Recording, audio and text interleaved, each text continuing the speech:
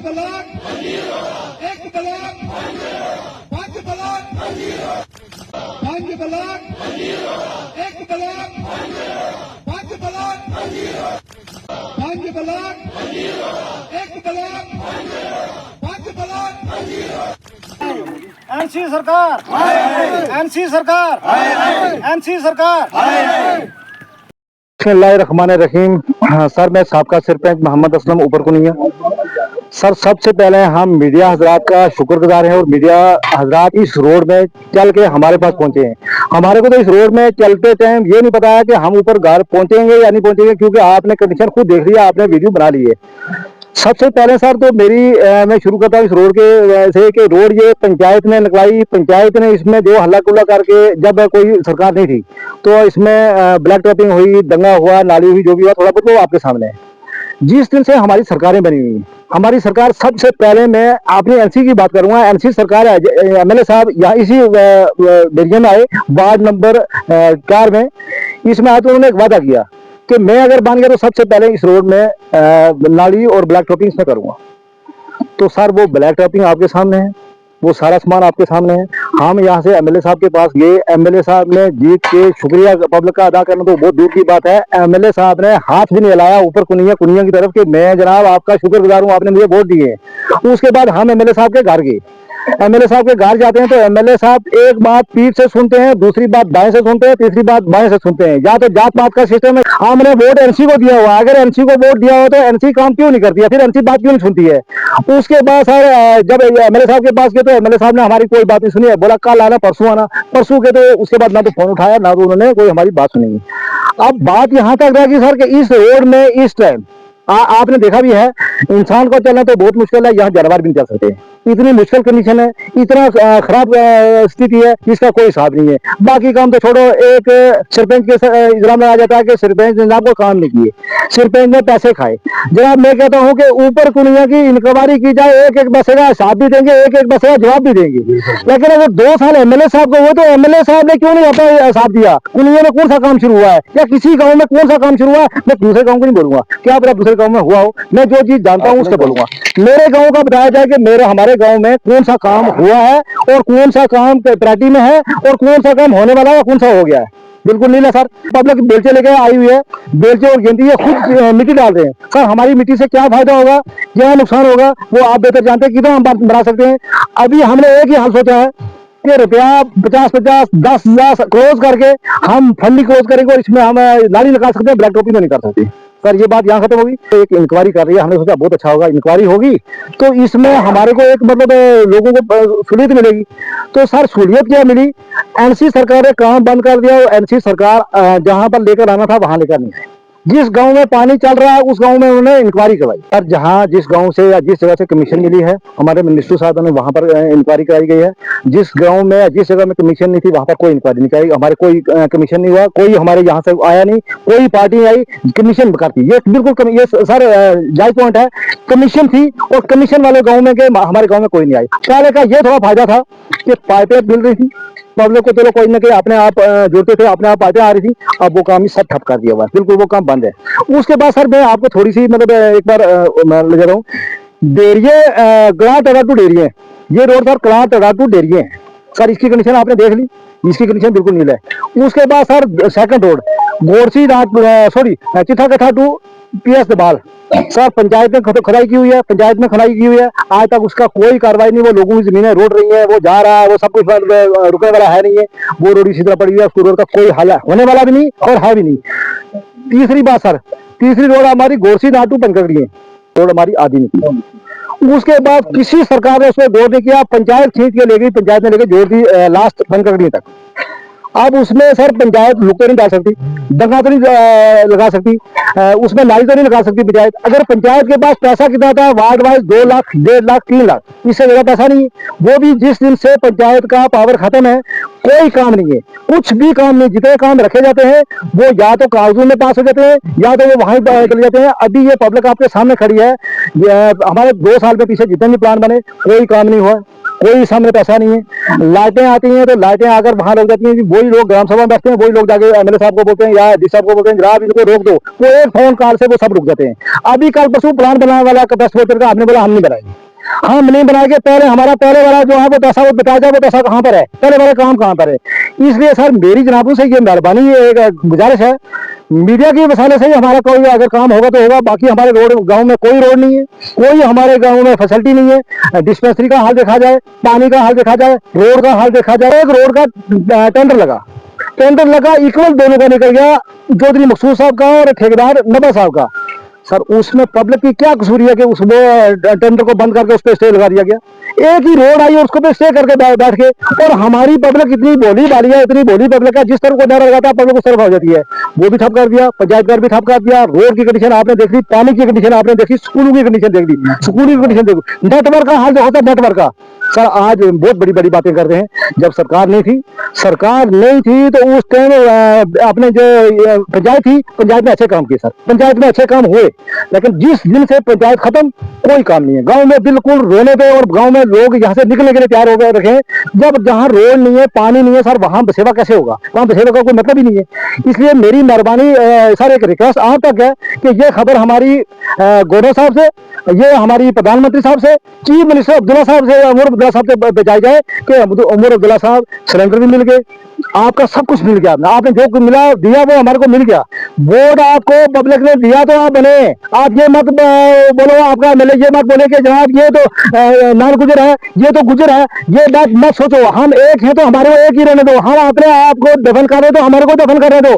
आप इसमें शमूलियत मत करो, कोई काम नहीं कर सकते। तो आज फंड नहीं कर रहे तो हम ये सब खड़े, हम सब मिलकर फंड नहीं कर रहे। हम ये नहीं बोल रहे कि नहीं उसका होगा उसका होगा, हम सब एक हैं, हमारे को एक रहने दिया जाए। हमारा कोई काम नहीं हो रहा सर, आल काम जितने भी काम है नहीं ले। मैं रोड का आपको दिखा दी, चिट्ठा कठा टू पीएस दमाल सब मिल है, गोरसी ना टू पंकड़िए सर, उसमें ब्लैक टोपिंग होनी है, नाली निकलनी है, दंगे होने हैं, लेकिन कुछ भी नहीं था, बिल्कुल जीरा है। बाकी सर दड़ा में कोई रोड नहीं है, पंकड़िए में नीचे कोई रोड नहीं है, यहाँ तो पूरा मल्ला खाली है। एक रोड ये यहाँ तक आती है, और इस रोड को भी लोगों ने जबरदस्ती जंगलात से लड़ के इस यहाँ तक लाए, लेकिन अभी यहाँ से इसका भी जो स्थिति है वो कहानी बिल्कुल खत्म। रखील, मैं ऊपर कन्हैया पंचायत से वार्ड नंबर 4 का पंच हूँ। मेरी ये सरकार, मौजूदा सरकार से रिक्वेस्ट है कि जब ये सरकार वोट लेने के लिए आई या कोई और मतलब अपना कंपेनिंग के लिए आई, बड़े बड़े दावे किए। मैं एक छोटी सी बात बताऊं कि ये जिस टाइम एमएलए साहब ने हमारे इलाके में आए तो ये इस रोड पर चलकर आए, उन्होंने खुद, उनकी जबानी बात है कि ये रोड आपकी बहुत खराब है। तो हमने उस पर लबैक किया कि साहब आपको बताने की फिर जरूरत नहीं है, इस रोड पर आप तरजीह देंगे। तो बात इस तरह है कि 2 साल हो गए, इस रोड की तरफ ही नहीं देखा गया, बाकी इस इलाके पे नहीं। जिन लोगों की हमने सपोर्ट करके वोट दिलाए थे वो लोग आज हमको पूछ रहे हैं कि वो एमएलए साहब आपके कहाँ हैं। तो ये जवाब हम जो नजदीक के लोग हैं हमारे को देना पड़ता है, या पंच सरपंच है हमें देना पड़ता है, या जो सपोर्टर है या वर्कर है वो देंगे। इसलिए मेरी ये गुजारिश है एमएलए साहब से कि ये हमारे 6 गांव पड़ते हैं इनके अंदर, इस अराली सभा में, ये जलास तक। अगर 6 दिन का काम है सर, एक एक दिन आए, गांव के अंदर आए, थोड़े वोटरों को मुतमिन करें, वोटरों से मिलना चाहिए। वोटरों को हाथ ही खड़ा किया तब भी एक हौसला हो जाता है कि जिन्होंने वोट लिए थे वो हमारे को हौसला बुलंद कर रहे। तो इसलिए हम बहुत बड़े मजबूर हुए। 2-4 बार हम उनके पास भी गए, शायद उनके पास टाइम नहीं था, शायद कोई अपना कोई काम था जिस वजह से हमारे से मिल नहीं पाए, ना हमारे से हो बात भाई। तो आप नाज साहब भी थे उनके साथ, उस टाइम नाज साहब ने भी बोला था कि एक बटन 2 एमएलए, एक दरवाजा बंद होगा दूसरा खुला मिलेगा, हमें तो 2 ही बंद मिले। इसलिए बात यह है कि एक बड़े आदमी के मुंह से झूठा वादा जो है वो नहीं चलता है। मेरे जैसा आदमी को झूठा वादा करेगा तो उस पर चलो केयरलेस होती है, लेकिन जो बड़ा आदमी या कोई पढ़ा लिखा आदमी किसी से झूठा वादा करे उसका वजन कम होता है। जिस तरह के हमारे ये साबका सरपंच साहब ने भी बता दिया, अब हमारे कुछ बंधु ने भी बात की। हमारी मुश्किल आप देख सकते हैं कि हम सिटी के सामने, सिटी का आईना है गांव कन्हैया, इसके बारे में शर्म आती है बात करने में। इनको मतलब जो भी हमारे लीडर हैं उनको बात करनी चाहिए थी, इसको इसके हालात देखने चाहिए थे। आप देख सकते हैं कि हमारे जो धन्ना डेरिया जो रोड निकली है, तो आप उसकी कंडीशन देख सकते हैं।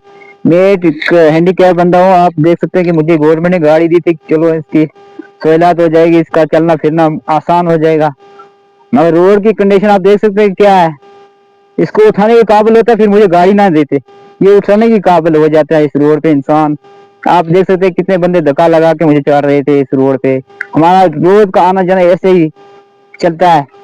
तो दूसरी बात, हमारे जो मौजूदा सरकार, जब हमारे एमएलए साहब यहाँ एमएलए एजाज जान साहब आए थे, ऑनरेबल एमएलए साहब आए थे, उन्होंने कहा था कि उनकी गाड़ी फंस गई थी 2-3 जगह। उन्होंने बोला था अर्जेंटली जब मैं मतलब एमएलए बनूंगा तो 1-2 महीने के बाद मैं गांव कुनई का दौरा करूंगा, इसका डीपीआर बनेगा, इस रोड को मैं बिल्कुल ठीक करके दूंगा। उसके बाद जब वो एमएलए बने, आज 2 साल हो गए, तो मुझे वो दिखे ही नहीं कहीं पे।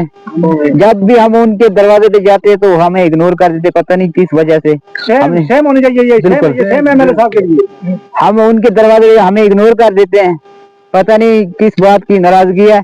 हम लोगों ने वोट भी दिए, बिल्कुल सपोर्ट की, उनके साथ खड़े थे, बिल्कुल इन्होंने हमारे साथ ऐसा किया। दूसरी हमारी पानी की प्रॉब्लम है, आप देख सकते हैं, ये गांव वाले गवाह है इस चीज के। मैंने लोन लेके दुकान डाली थी, मैं सोचा अपने बिजनेस करूंगा अपना, चलो खाना पानी अपने घर के लिए, तो वो भी मेरी इस रोड की वजह से दुकान फेल हो गई है। आज मैं बिल्कुल बेरोजगार हो चुका हूँ, ना कहीं आने जाने के काबिल हूँ। मेरी फैमिली है, मेरा घर भी है, मगर इसकी वो रोड की वजह से मैं बिल्कुल खस्ता हाल हो चुका हूँ। सर वो पक्के हो गए ना, वो बिल्कुल दिखाई, वो पक्के हो गए सर, ये देखो ना, ये पक्के हो गए ना, ये नौजवान ये नौजवान ये पक्के हो गए। बिल्कुल वो दिखाई नहीं देते कहीं पे कहाँ पे पक्के हुए हैं, वो दिखाई नहीं देते कहाँ पे पक्के हुए हैं। बिल्कुल बेरोजगारी अरूज पर आ गई है आज। पहले हैंडीकैप लोग आपने देखा कि पहले मतलब 2-4 साल पहले कोई हैंडीकैप भीख मांगता था, आज लोगों की इतनी तादाद बढ़ चुकी है, बाहर कोई चंदा पाला वो भी भीख मांगता है। हैंडीकैप की बात ही अलग है। हम लोगों की तबाही हो रही है बीच में से, हम गरीब लोग मारे जा रहे हैं, हम गरीब लोगों के साथ खिलवाड़ हो रहा है। हमारी रोड का काम नहीं हो रहा, हमारी पानी का काम नहीं हो रहा है, बिजली के बिल बोले थे कि बिजली हर बंदे को बिजली का बिल कम आएगा, फ्री बिजली मिलेगी। अब वो ढूंढ रहे हैं कि मतलब पीएमए पीएमए कार्ड किसी, अंत्योदय का कार्ड किसके पास है, वो कार्ड बनने नहीं दिए इससे पहले, तो होंगे किसके पास। बिल्कुल कुछ लोग हमारे लोग, हमारी शादी को 5 साल हो गए, हमारी राशन कार्ड ही नहीं अलग बन सका, बनने नहीं दिया किसी ने। किसी को रोजगार मिल रही है, सब बेरोजगार घूम रहे हैं, सब काम धंधा ढूंढ रहे हैं। इसकी 2 हुकूमतों की लड़ाई, हमको आपस में सुलझा लेना चाहिए। हम लोग गरीब लोगों पर रहम करे भाई, हमारे रोड का मुतालबा वो ठीक करो। दूसरी बात, हमारी गांव कुनैया की बात है, हम सिटी के सामने रह रहे हैं, सिटी का आईना हर किसी की नजर पड़ती है सुबह, मगर हम लोगों का बुरा हाल है, शर्म आती है इसके बारे में बात करने में। हमारा हिंदुस्तान आजाद हिंदुस्तान है, हर किसी की बात सुनी जाती थी इससे पहले, मगर 2-4 साल हो गए हम लोगों को नजरअंदाज इस तरीके से किया जाता है, गरीब लोगों को ज्यादा नजरअंदाज किया जाता है, फिर इसका फिरकी पे लड़ाया जाता है लोगों को। हर जगह जहाँ भी जाते हैं वहाँ फिरका परस्ती से देखा जाता है लोगों को, ये किस जात का है, ये किस फिरके का है, ये किस मतलब कम्युनिटी से है। इसके ऐसे नहीं देखना चाहिए था, हम लोगों के जिसका भी जायज मुतालबा उसको पूरा करना चाहिए था, चाहे जो भी हो, रोड का, हमारी पेंशन का मुतालबा। जब मतलब इनकी बारी आई तो हमारी तनख्वाह कम है, कितनी तनख्वाह थी, मतलब एमएलए साहब की तनख्वाह कितनी थी आपको पता है? 1.5 लाख। देखो हो गई तो हो गई है, तो अपनी हमारी बारी क्या 250 रुपया पेंशन बढ़ा दी, तो 250 नहीं, वो बोल रहे थे हमारे 2-2 लाख 3-3 लाख से कुछ नहीं बनता, हमारा घर नहीं चलता। इस हुकूमत को शर्म आनी चाहिए थी कि 250 से क्या बनता है, किसी का गैस या 2 किलो आटा भी नहीं मिलता आज।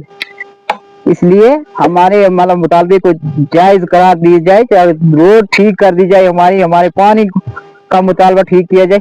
सबसे ज्यादा मुझे इस रोड पे ज्यादा प्रॉब्लम होती है, जब हम दिन में नहीं चल सकते, रात को कोई बीमार होता है, एम्बुलेंस की जरूरत पड़ती है, हम एम्बुलेंस वाले को कॉल करते, वो अगर आपकी रोड की कंडीशन, गैस वाला जो है, गैस वाला नहीं भी यहाँ पे आता, गैस वाला नहीं आता। इसलिए मेरी गुजारिश है, हमारे मतलब जो भी हमारे वजीर आला अनबल हमारे वजीर आला साहब हैं, तो जाके मसला ठीक करें।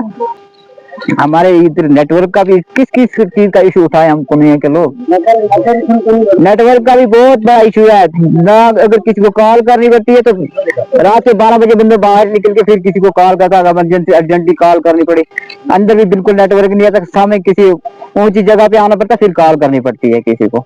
किस चीज का इशू उठाए, पानी का, बिजली का, रोड का। सबसे बड़ी मुश्किल हमें रोड की है, हम लोगों की बात ही नहीं कोई सुनता। बहुत